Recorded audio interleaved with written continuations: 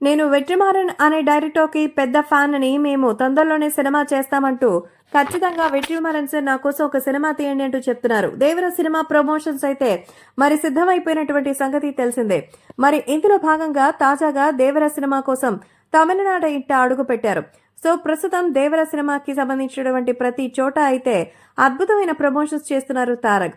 So ఈ సమయంలో మరి తమిళనాడులో వెళ్లి ఎంతో ప్రత్యేకంగా సినిమా గురించి ప్రమోషన్స్ చేస్తూ ఎవరు ఊహించినటువంటి ప్లాన్ చేశారు.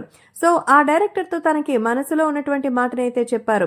సో జూనియర్ ఎన్టీఆర్ కి అయితే తమిళంలో స్ట్రైట్ సినిమా ఎలా చేస్తారు అని అంటే, వెట్రిమారన్ కి వీరాభిమానాన్ని ఆయన రిక్వెస్ట్ చేస్తున్నాను, దయచేసి నాతో తమిళ సినిమా చేయండి, కావాలంటే దాన్ని నేను తెలుగులో డబ్ చేసుకుంటాను, దయచేసి నా సినిమాని మరి మీరు యాక్సెప్ట్ చేయండి అన్నారు.